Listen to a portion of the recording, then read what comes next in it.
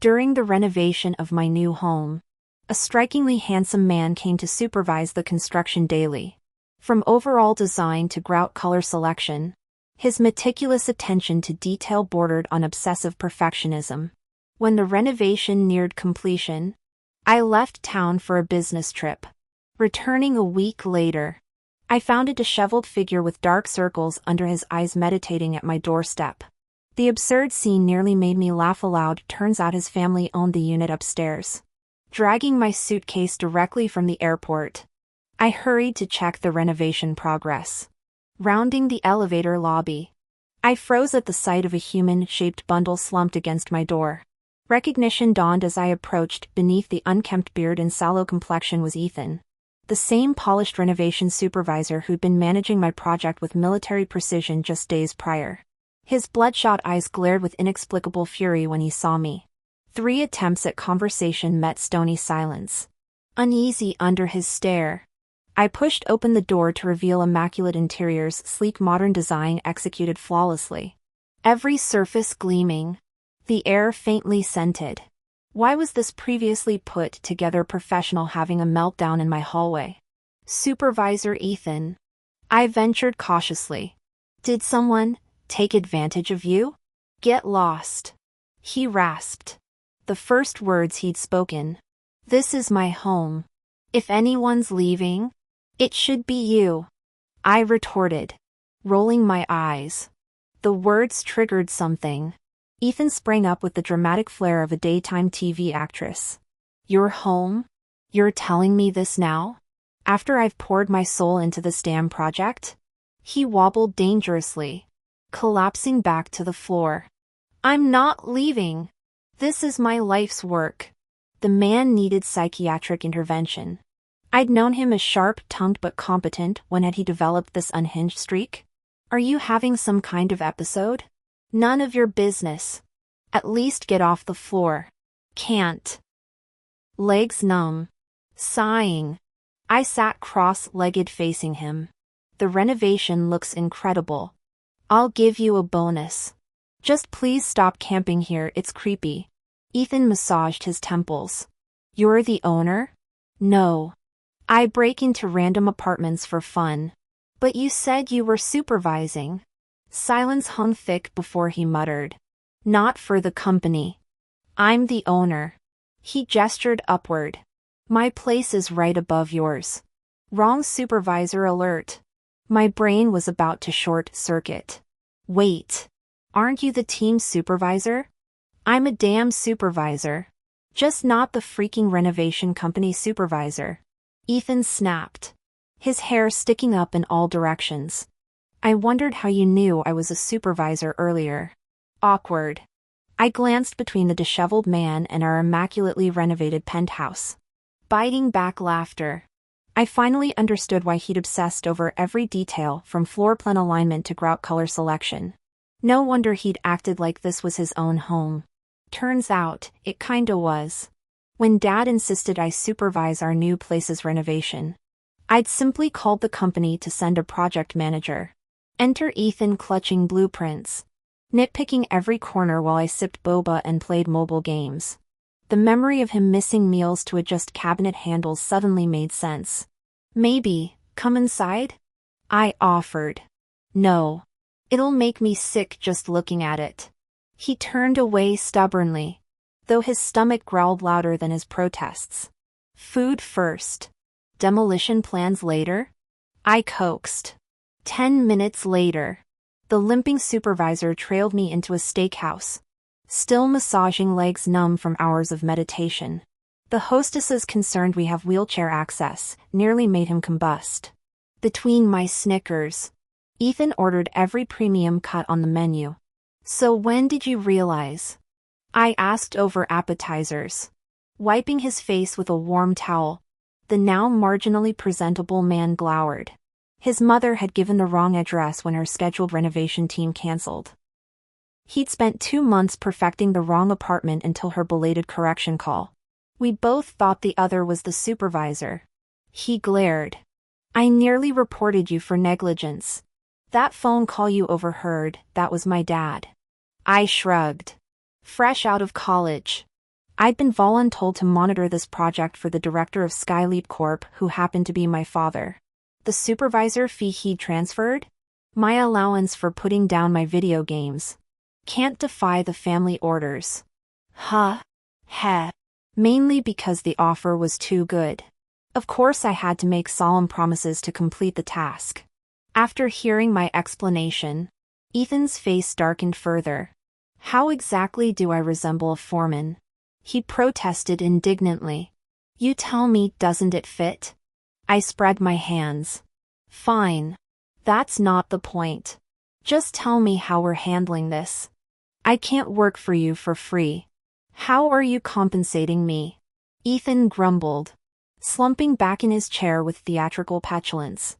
Taking pity on his pitiful display, I offered monetary compensation. He claimed I was insulting his labor and dedication. I then suggested supervising his future home renovation instead. He immediately vetoed that, saying any house I supervised would end up so awful even a dog wouldn't want to live there. Perfect, I'd only suggested it knowing he'd refuse. Then you propose a solution. I conceded defeat. My place needs renovating soon. You could be my assistant, Ethan suggested, leaning forward with a shameless grin. What kind of assistance? Basic stuff: fetching tea, ordering meals, running errands. At minimum you should compensate me with your time. Hell no. That's made work. Then there's another simpler solution. Ethan's eyes glinted mischievously as he looked me over. What? I asked warily, half expecting him to demand some ridiculous romantic favor. Our apartments have identical layouts. Let's swap, you take mine and I'll take yours. The audacity. After all the effort I'd put into my perfectly renovated home, did he think I'd trade it to babysit another renovation? As if. When's your renovation starting? I asked, refilling his tea. Pride could bend. 2 weeks of this was manageable.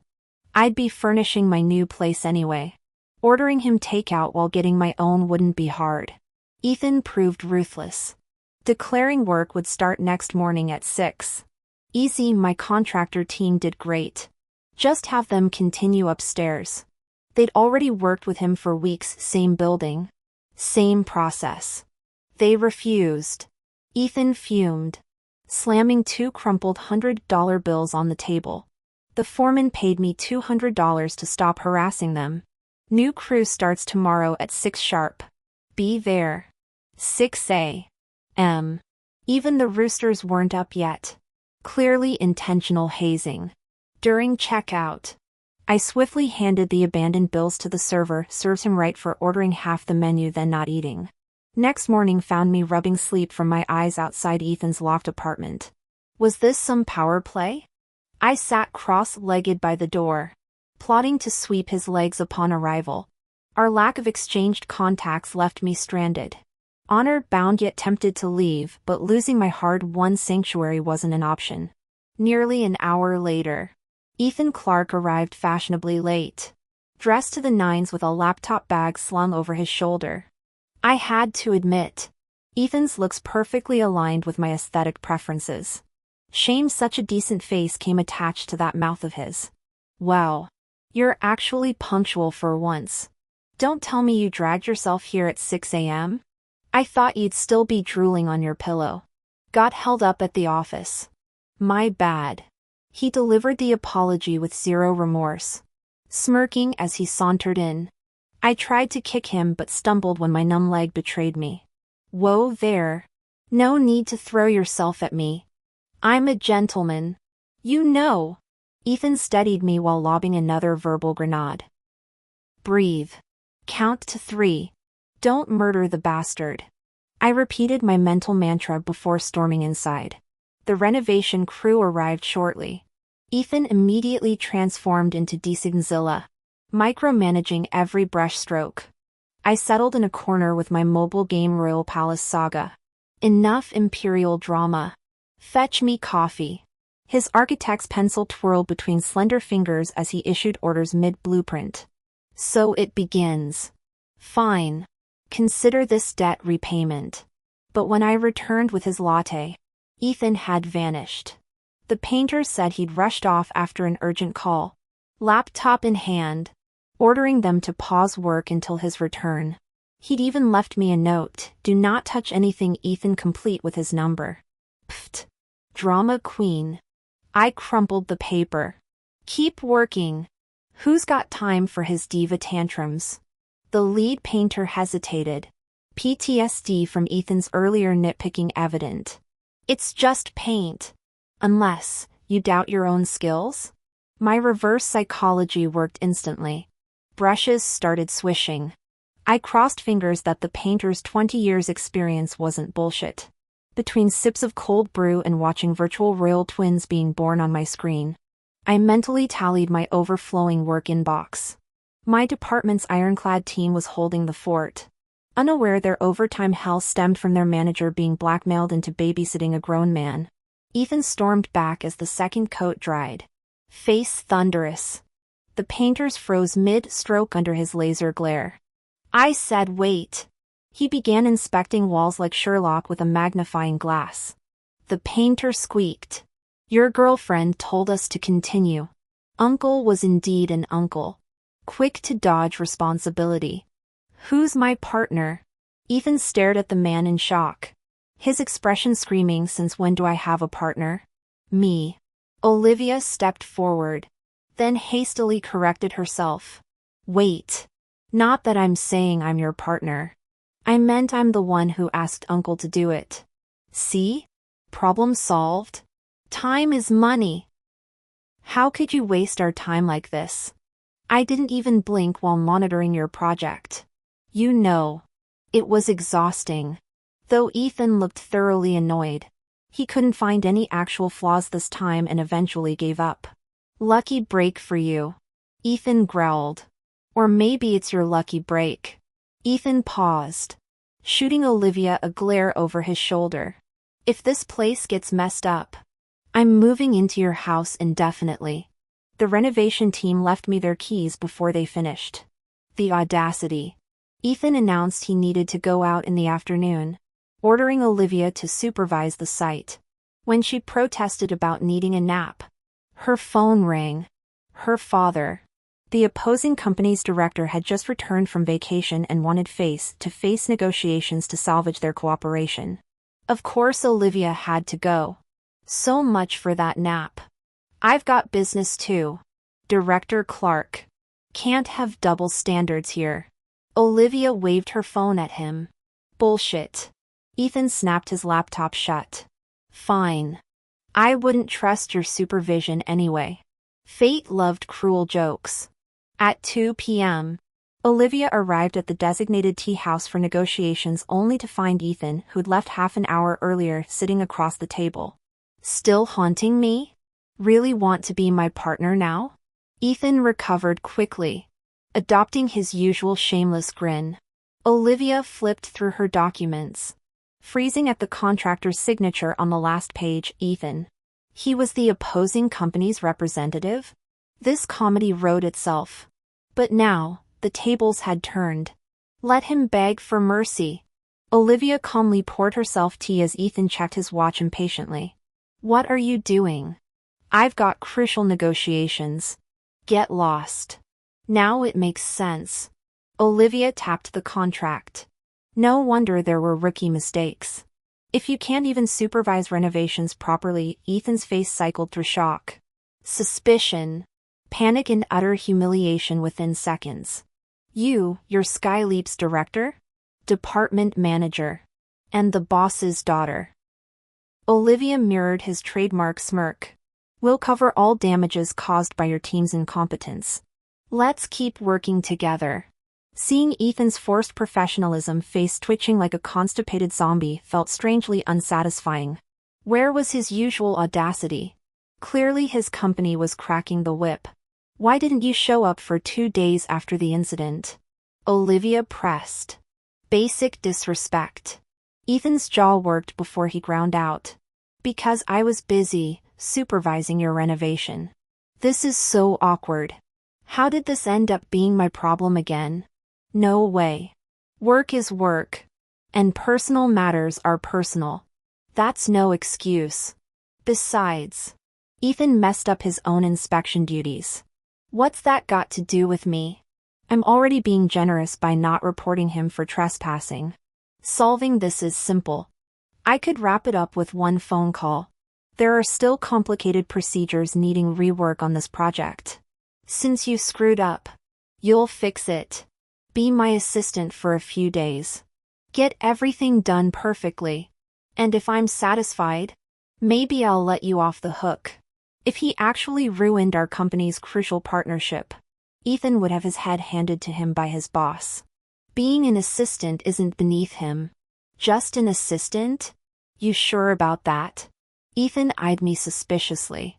Oh, if you could handle fetching coffee, ordering meals, and running errands too, that'd be ideal.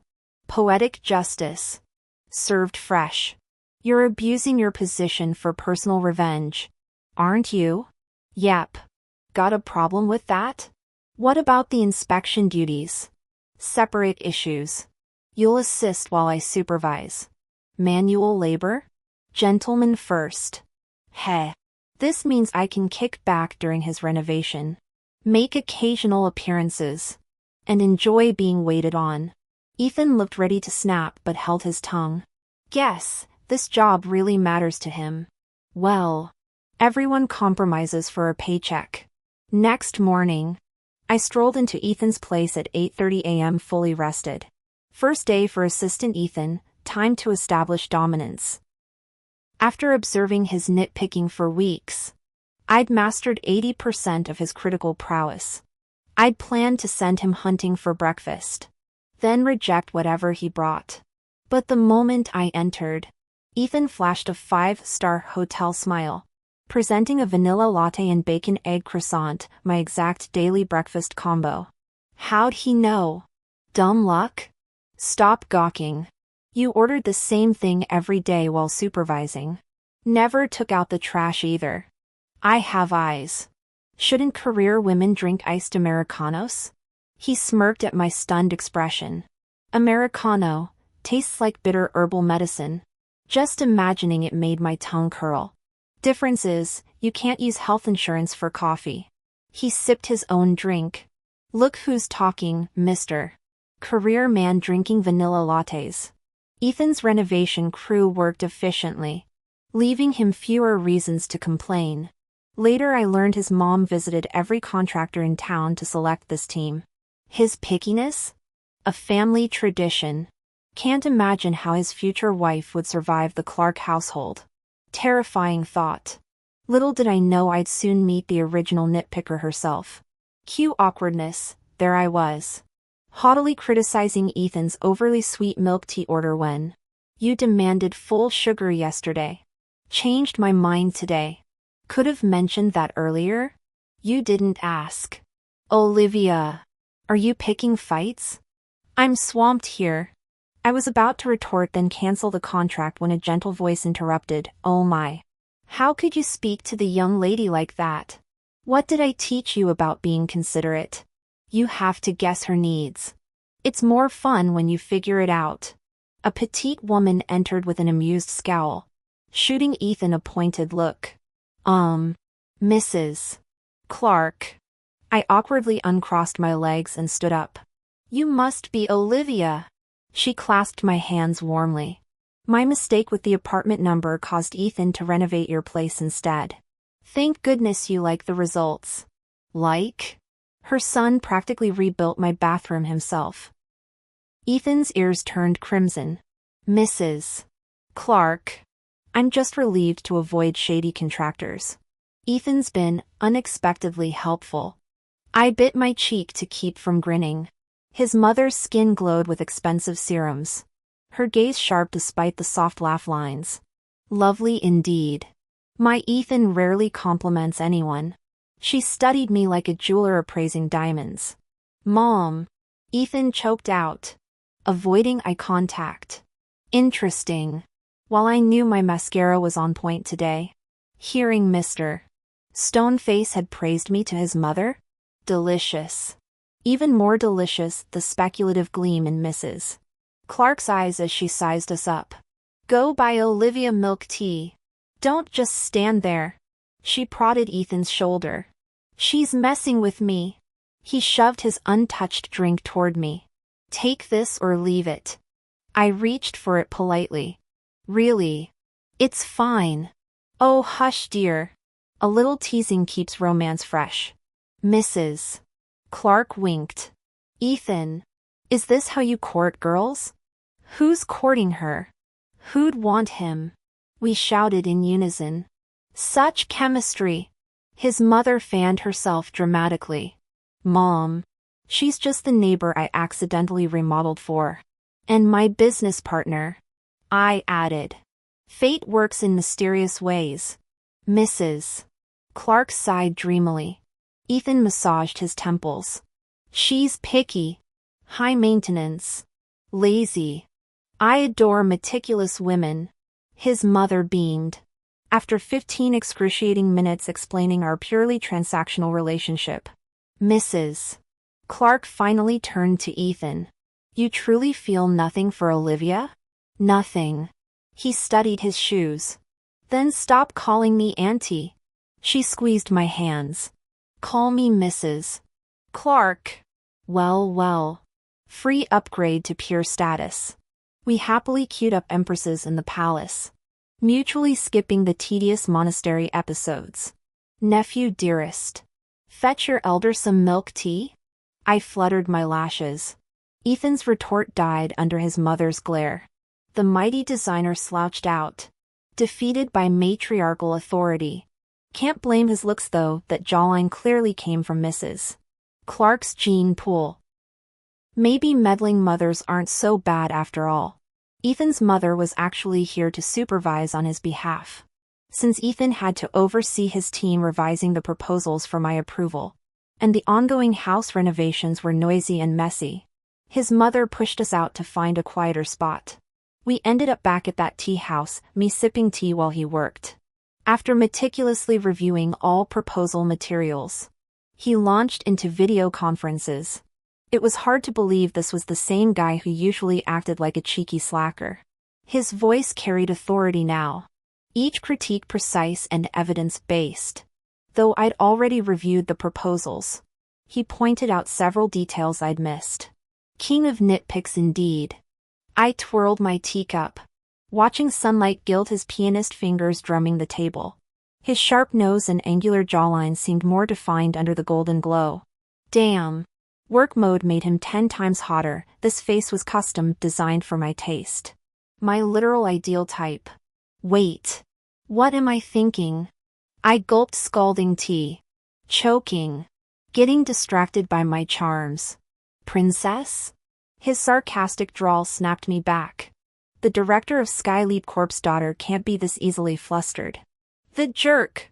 Wasn't he still on a conference call? Did everyone hear that?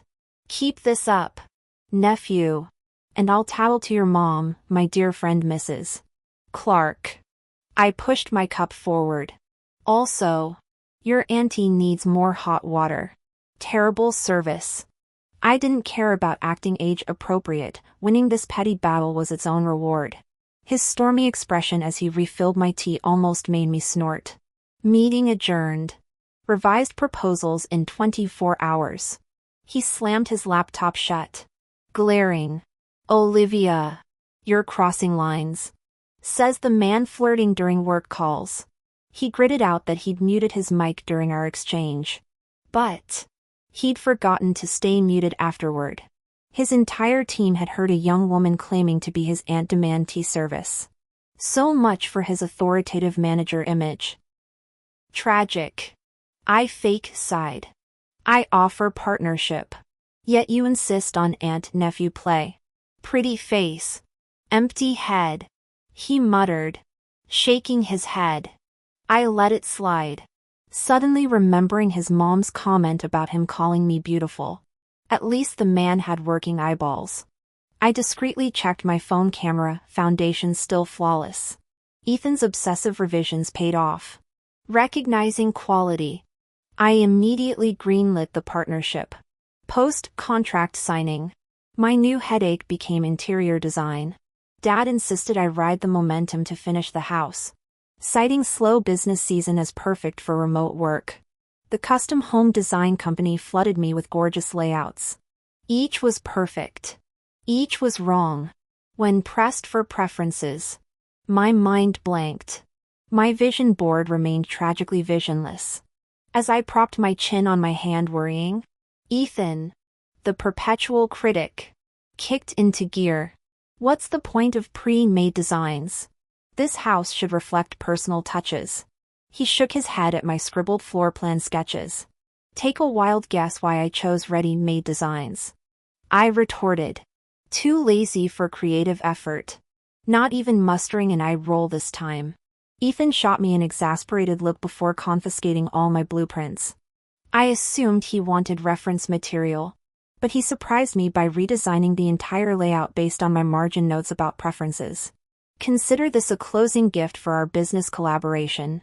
Don't mention it, he said with that trademark infuriating smirk. For once, I didn't want to smack it off his face. His design perfectly captured my dream home down to the last detail. The man somehow psychically understood my tastes.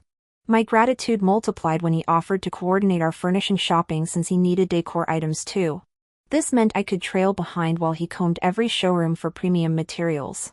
To show appreciation, I stopped calling him nephew altogether, though still sarcastic. He turned uncharacteristically meticulous during our sourcing trips. Why the sudden benevolence? I finally asked as he inspected leather upholstery samples. Couches need quality construction. Might end up being my bed, he muttered absently. Wait, are you scheming to swap apartments? Over my dead body. I planted hands on hips ready for battle. His gaze briefly wavered.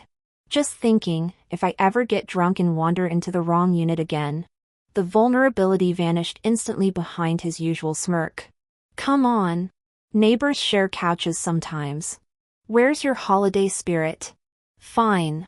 But vomit on it and you're replacing the whole set. I grumbled, inexplicably picturing him stumbling in with loosened tie and whiskey warmth. Annoying how my ears suddenly felt warm. The sales associate beamed at us. When's the wedding? This sectional's pre-order includes Valentine's promotion. We're not, I began. But Ethan squeezed my forearm in warning. We aren't rushing marriage. But do explain the promotion. He smoothly intercepted, steering the conversation. I glared, since when were we playing newlyweds? Take a photo on the sofa. Post publicly with our brand tag for $999 off. Exclusive to this week. Today's participants also get roses for lasting love. She gestured at heart-shaped balloons. Checking my phone, February 14th. No wonder parking was impossible downtown. This is mortifying. I whispered, tugging his sleeve. Ethan's eyes lit up. Can we stack discounts for multiple purchases? Double savings. Single rose bundle. The clerk verified. Scenting big commission. Before I could protest, Ethan laced fingers with mine, palm radiating warmth that spread up my arm. My pulse raced as he towed me toward the velvet sofa. Why wasn't I slapping him? Instead, I numbly faced the camera flash beside his smirking profile. What a gorgeous couple! The clerk gushed over the preview shot. Many happy years.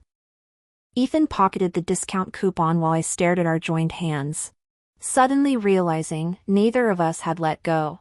The salesperson beamed as she presented a bouquet of roses. Ethan naturally reached out to take them, his gaze unusually intense today that I found myself avoiding eye contact. Was my face flushing? Must be the rose's crimson reflection, I told myself. He posted our photo on his social media feed. Damn it, raw images without even letting me Photoshop them first. Worse yet, he set the privacy to public, walking back with the flower arrangement under countless curious stares. I punched his arm in embarrassment. Were you that desperate for $999? I hissed, scrambling into the car like a thief. Delete that post now. Can't do. At least wait till the sofa gets delivered. A whole month? By then the whole world would have seen it. Then make it private. But the damage was done. My dad's video call invitation flashed on screen. Some business contact from Ethan's social media must have leaked the photo. I answered with dread, immediately bombarded by his outburst before uttering a word. Olivia! Since when are you dating? Picking furniture together and still hiding it? The boy's decent looking, but what's his character? That rascal sneaking off with my daughter. And flowers? Get home right now, no overnight stays. Crap. I forgot to hide the roses. Now I'm trapped without escape. Mr. Miller. I'm Ethan Clark, Operations Director at Shishin Corporation. Ethan suddenly pulled over and took my phone. What was he doing? Ethan? The one who messed up last week's project handoff? The ghost who vanished during critical negotiations? Dad expertly jabbed where it hurt. A flicker of discomfort crossed Ethan's face. Yes, sir. That oversight was my responsibility. Today's photo was actually part of the furniture store's promotional event. Olivia isn't. I nervously crumpled rose petals, staying silent as Ethan's tone shifted dramatically. Because I'm currently pursuing her, though she hasn't accepted yet. What? I snatched back my phone, glaring. Dad. He's spouting nonsense. Sweetheart. When someone cares, they go the extra mile. You think those custom blueprints materialized by magic? Helping you select materials and furniture? Not bad. Squirming through Dad's analysis. I regretted ever sharing details with him. Middle-aged men truly become gossip addicts. After finally ending the call, I caught Ethan's burning gaze. What's your game? His usual playful grin softened into something tender yet resolute. Miss Miller, want to give this a try? Golden sunlight pooled in his bright eyes. My palms grew damp around the rose stems. I'm hungry. I mumbled after prolonged silence, the bouquet's fragrance mingling with summer heat and unsaid possibilities. Ethan's eyes twinkled with amusement as he remained silent. Speeding down the street in his car. Outside the window, dusk settled over the cityscape while a streetlight flickered on. End.